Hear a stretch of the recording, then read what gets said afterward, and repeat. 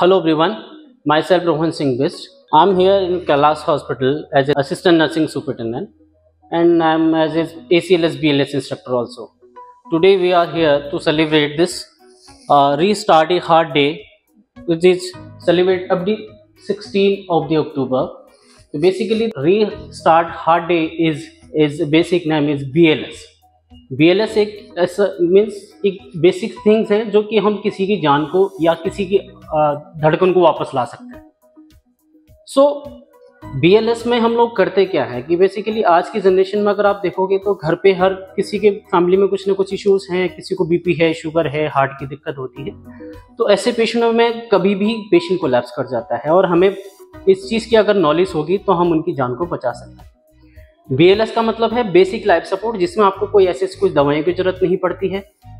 आप किसी भी पर्सन की जान बस मैनुअली थोड़ा सा कंप्रेशन करने के बाद उससे आप किसी की जान को बचा सकते हैं। बेसिक 3-4 चीज़ें हैं स्टेप में जो मैं आपको सीक्वेंस वाइज बताऊंगा। ओके, तो फ्रेंड्स जैसे कि मैंने आपको पहले बताया था कि बेसिक्स कुछ स्टेप्स जो हम आपको एक्सप्लेन करने जा रहे हैं, ठीक है। एक एग्जाम्पल के लिए मेरे पास एक डमी मैनिकेन्स है यहाँ पे, इस पर हम आपको सारा चीज़ें एक्सप्लेन करेंगे कि कैसे आपको CPR करना है।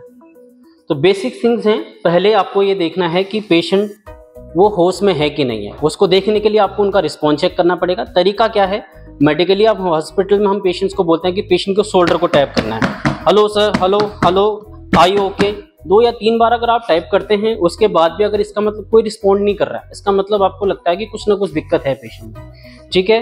रिस्पॉन्ड करने के बाद भी आपको लगा कि कुछ प्रॉब्लम नहीं है, तो अब देखो, अब घर पे चीज़ें ऐसी होती हैं कि आसपास आप लोग फैमिली वाले तो होते हैं, तो आप हेल्प ले लीजिए, किसी को एम्बुलेंस को कॉल करने के लिए बोलिए, तब तक आपको बाकी चीज़ें शुरू करनी है, ठीक है। दूसरा स्टेप आता है, आपको देखनी है कि उनकी धड़कन, सांस चल रही है कि नहीं चल रही। वो तरीका ये है कि आप देखोगे उनकी जो छाती है, पेट है, वो ऊपर हो रहा है कि नहीं हो रहा है। अगर ये भी नहीं चल रहा है, इसका मतलब सांस भी रुकी हुई। तीसरा स्टेप ये है कि हम उनकी एक नेक पल्स चेक करते हैं। गर्दन में आप देखोगे कि जस्ट आपके ट्रेके के साइड आप 2 फिंगर स्लाइड जाएंगे, यहाँ पे आपको एक कैरोटिड पल्स मिलती है। इसको आपको ज़्यादा देर तक नहीं फील करनी है, ओनली 5 से 10 सेकंड अगर आप फील करेंगे, आपको लगा कि अगर 10 से 5 सेकंड के बीच में आपको कोई धड़कन मिल रही है, पल्स मिल रही है, धड़कन जैसे आप देखते हैं बेसिक आपको मिलेगी। अगर वो पल्स धड़कना शुरू कर रहा है, इसका मतलब तो जान है। अगर वो भी नहीं है, इसका मतलब आप मान चलेगी कि पेशेंट आपका कुछ नहीं है, तो आपको उनके हार्ट को रीस्टार्ट करना है। अब वो रीस्टार्ट कैसे करना है, मैं बेसिक आपको उसके स्टेप भी समझाता हूँ, ठीक है। उसके लिए आपको करना क्या है, पेशेंट को आपको एक फ्लैट सरफेस देखना है, जो हार्ड सरफेस होगा वहाँ पे आप पेशेंट ले लीजिए, या क्लाइंट जो भी है उनको वहाँ पे लेटाएंगे।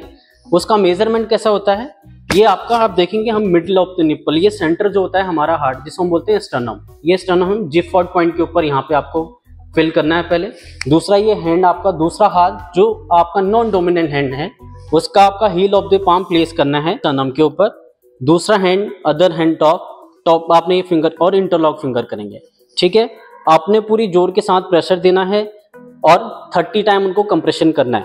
काउंट करेंगे लाउडली, 1 2 3 4 5 6 7 8 9 10 11 12 13 14 15 16 17 18 19 20 21 22 23 24 25 26 27 28 29 30। ओके, तो ये 30 कंप्रेशन आपको करने हैं। 30 कंप्रेशन के बाद ये जो आपका टारगेट रहेगा, ये आपको 1 मिनट के अंदर 100 से 120 बार आपको कंप्रेशन करने हैं, ठीक है। और साथ में आपको ये भी देखना है कि अब साथ में आपको ब्रीदिंग देने की चांसेस भी पड़े, जिसको हम बोलते हैं माउथ टू माउथ ब्रेथ देना है। उसका तरीका ये है कि आप पेशेंट का ये चिन उठाएंगे और नोज को पिंच करके 2 बार आपको माउथ टू माउथ ब्रेथ देना है। उसके बाद ये 30 का कंप्रेशन आपको कंप्रेशन करते रहना है।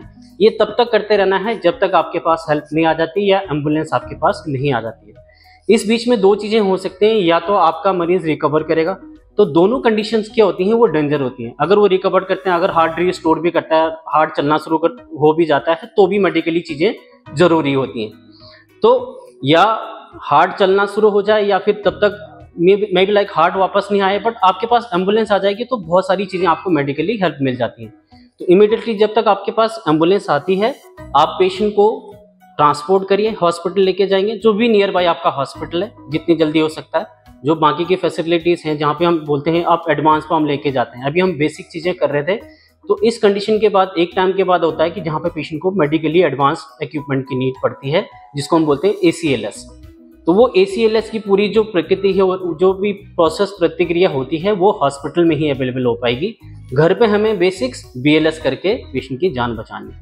तो इस चीज़ को आप इंश्योर करिए कि हम मरीज को जितना टाइम दे सकते हैं उतना देना है, आपको छोड़ना नहीं है, CPR करते रहना है जब तक आपके पास हेल्प नहीं आती, और इमीडिएटली आप पेशेंट को नियर बाई हॉस्पिटल में ट्रांसफर करें।